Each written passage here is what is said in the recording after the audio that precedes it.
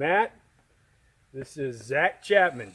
I posted a video or a link to a video that hopefully you've had a chance to watch, put out by Funker Tactical, and it's Fred Maestro doing an unblockable throat cut. So based on the previous video with Dustin and I in the pistol scenario, can reaction ever tie or beat action? We're going to take that Fred Maestro video that Funker Tactical put out in that scenario with the throat cut, and we're going to try to harness our reflexes to be able to beat it.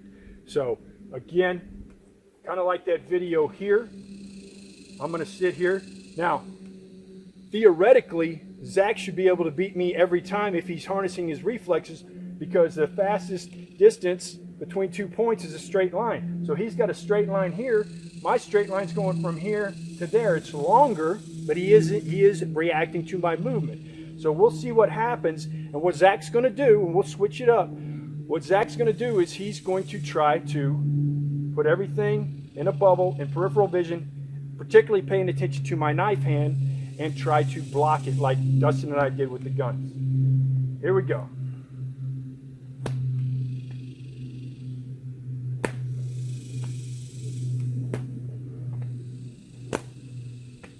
We'll switch it up. Here we go.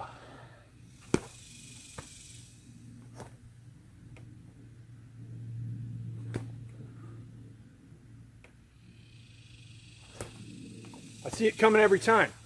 So, is Fred just that fast? It works. But here's the thing. This is what Fred's doing. And if you go back to that video, let me grab my notes real quick. At 4 minutes and 8 seconds, 4 minutes and 9 seconds, and at 5 minutes 11 seconds, and at 5 minutes and 16 seconds. Key in on those times, because what Fred's doing, and it's brilliant, but I want you to be aware of it, is Fred is using his opponent's sensory nerves against him. His opponent's sensory nerves against him, either by extra movement or by language. So, in nature, animals use this to their advantage. So, you'll see a chameleon walking on a tree branch, swaying back and forth in the wind.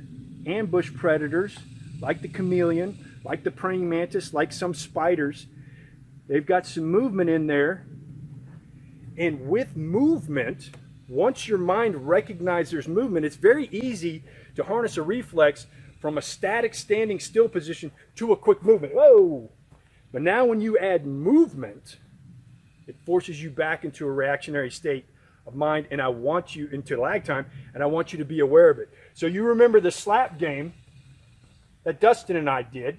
Now again, Zach knows what's going to happen here. He's going to sit here and he's going to look somewhere, put my everything else in peripheral vision, but now instead of me touching him here, I'm going to add some movement, and he's going to try to react as fast as he can.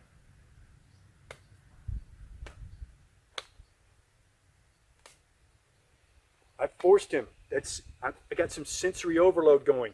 It forces him into a conscious state of mind, into lag time. So the other thing I can do with this, and what Fred does in some of those parts of the video, is he's using language. So not only can you do sensory overload with movement, I can also do it because you have another sense, the sense of hearing. Now I can talk to Zach. So again, I'm not going to add movement on this one, but I'm just going to talk to Zach, and I'm going to try to, sit here and, what's your birthday, Zach? July. What's your favorite color? So now that we're engaged in a conversation, and he's listening to me because he doesn't know when I'm going to hit,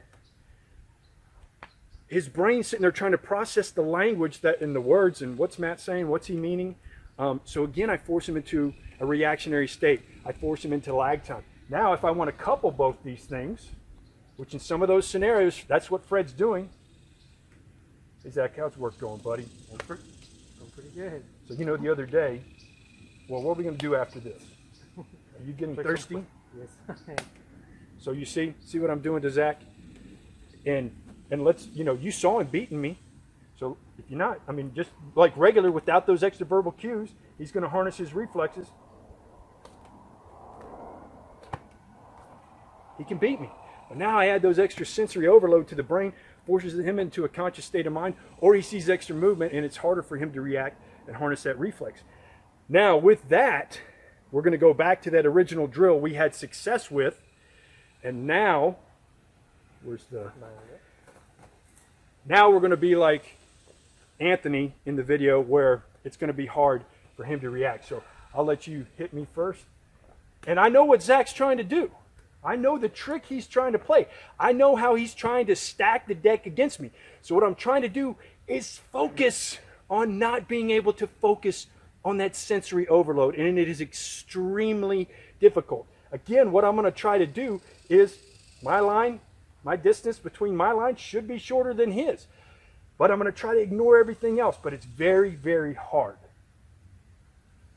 Hey, man. Where'd you get that shirt at? Ugh. See, he got me. Try it again. You going to the gym? Ugh. So now he's moving. He's swaying back and forth. He's talking to me. It's virtually impossible. Now let's try another one. Let's shorten that distance, that one line. So now all I'm going to try to do is this. I should be quicker, right? I'm going to try to do this. So I'd rather get my cheek and lose some teeth and maybe get a little chunk taken out of my shoulder than get my throat cut. So again, I'm shortening the line. He's still going to try to use these techniques, that sensory overload, to try to cut me. Hey, when can I get one of these shirts? He got me. Shoes untied. Look right there, man. I got a little bit of deflection. So you can have some success with this if you shorten the line. We'll try one more. Let's see if I can get 2 out of 3. Anyways, these are getting kind of long, right? Okay, off my shoulder into my ear. So I've shortened the line. Got 2 out of 3. So I'm not trying to do a major motor movement, just something quick and easy. So again, Zach's going to do the same thing. He's just going to try to turn his head, and maybe I cut his shoulder. Zach's just going to try to shorten that line, turn his chin, and not let me get his neck. He'd rather me cut his cheek or his shoulder.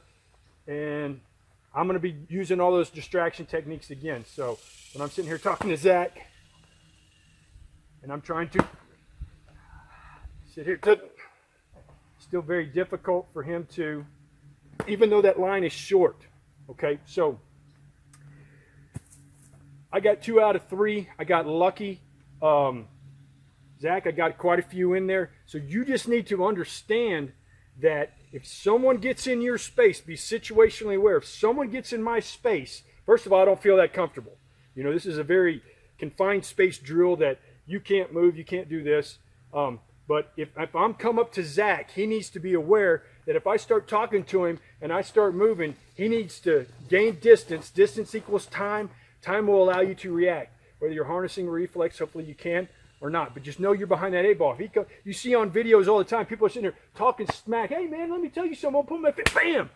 You're not going to be able to react. Be aware of that situationally. And when people start getting in my bubble, hey, man, and if I want to attack first, if someone's coming up here and they're doing all these tricks and they reach for their waistband, bam, I'm not going to wait. That's up to you. That's up to the situation. Just be aware of it. You're behind the 8-ball. If someone's within striking distance and they start moving their hands and they start talking to you. Now, you can use this to your advantage as a would-be potential victim by forcing the bad guy into a reactionary state of mind, into lag time.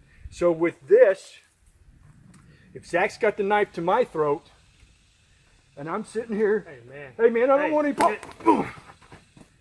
I'm going to force him into it. I'm going to use this movement and this technique to sit here and go, hey man, I don't want any problems. I don't want any problems. Bam. Control the head, control the body. Get this thing away from me. He's going to do the same thing to me. So he's going to put me into, hey, give me all your money. Ugh.